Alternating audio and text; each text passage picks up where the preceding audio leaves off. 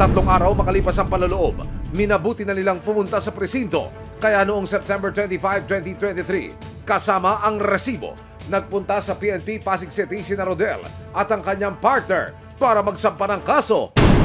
Pero ilang sandali pa ang lumipas, dumating ang ina ng suspect. Sinubukan naming makapanayam ang ina pero tumanggi siyang magbigay ng anumang pakayag. Pero ayon sa kanya, hindi raw siya pumunta para depensa ng anak, kundi para tumulong na maipakulong na raw ito. Hindi po ako natutong sa anak ko kasi gusto ko talaga po makulong yung anak ko. Napag-alaman ng resibo na naglapas-pasok na pala sa kulungan ang suspect na kinilalang si Ronel Baltasar. Nakasuhan na siya noon ng resistance and disobedience to person of authority. Lahat tayo may pagkakataon magbago eh. Baka doon sa gagawin natin yun, doon siya magbago. Para hindi na rin po mangyari sa iba yung ginawa niya.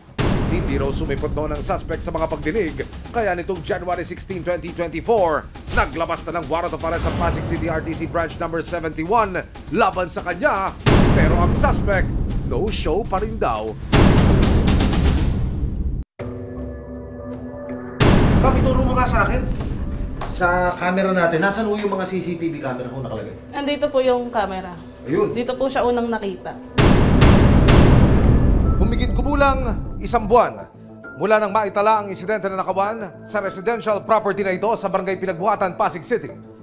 Isa pang insidente ng pagnanakaw ang naitala naman at nai-report sa mga otoridad sa lungsod ng Antipolo.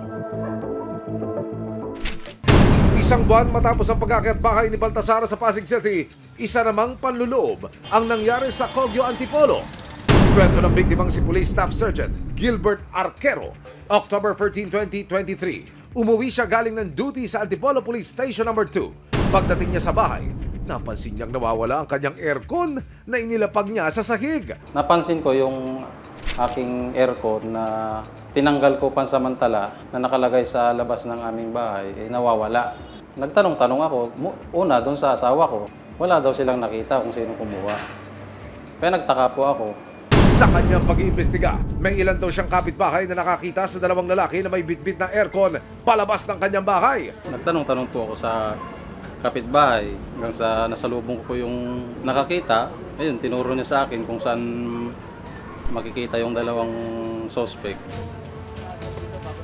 Dito po sa ilalim, dyan sila pumipwesto. Mga alas 3 po ng hapon nung kinuha nila yung aircon. Naabutan pa raw ni Gilbert na pinipira-piraso na ng mga ito ang kanyang aircon. Naibenta na nila yung ibang parte. Bali, wala na rin mapapakinabangan dun sa nakabalik eh, kasi yung kaha na lang at saka yung mga hindi pa nila nababaklas. At dahil pasok pa sa 24 hours mula nang gawin ng krimen, si Sergeant Gilbert na rin ang tumayong arresting officer sa suspect na kinilalang si Reggie Baltasar. Nako mga kuya, pulis pa ang dinali nyo! Ang ginawa namin, dinala namin sa police station para sampan na lang ng kaso. Samantala, nagbagong taon na pero patuloy pa rin daw na pinaghahanap ng Pasig Police ang suspect na si Ronel na nahuli kam ang pag-aakyat bahay.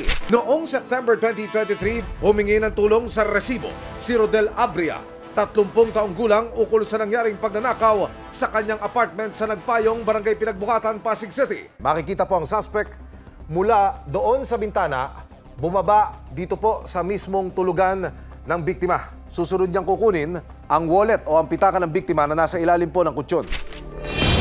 Nagbagong taon na pero patuloy pa rin daw na pinaghahanap ng Pasig Police ang suspect na si Ronel na nahuli kam ang pag-aakyat bahay.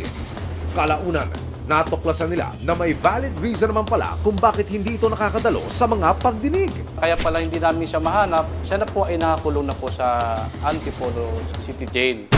Napag-alaman ng mga pulis na ang lalaking kinasuhan ni Rodel ng robbery na si Ronel Baltasar at ang lalaking nakaharap sa kasong theft dahil sa pagnanakaw ng aircon ni Sergeant Gilbert na si Reggie Baltasar ay iisa lang. Yung warrant po na nilabas laban sa kanya ay sinerve po namin doon sa Antipolo City Jail. Sa kasong theft din po yun? Robbery po, robbery. Robbery naman. Opo. Gumamit po siya ng ibang pangalan doon sa Antipolo. Kaya lang, nung binalit po ng Pasig PNP, base ho sa kanyang pictures at sa description, sa mga tattoo sa kanyang katawan, ay na-confirm po namin na ito po ay isang tao lamang.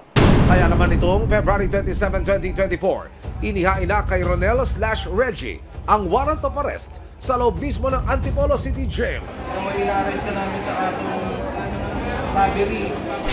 Sinubukan ng resibo na humingi ng pakintulot sa pamunuan ng Antipolo City Jail upang makapanayam si Baltasar pero tumanggi ang pasilidad at maging ang suspect. Ayon sa ina ng suspect, pinagbabayaran na raw ng kanyang anak ang mga kasalanang nagawa nito. Pinagsisisihan niya kung ano man ang nagawa niya.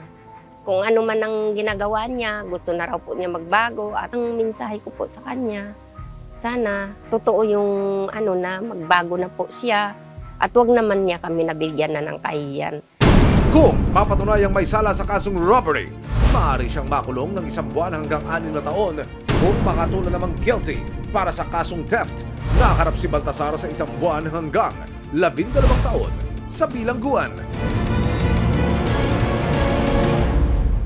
Resibo, walang lusot ang may atraso.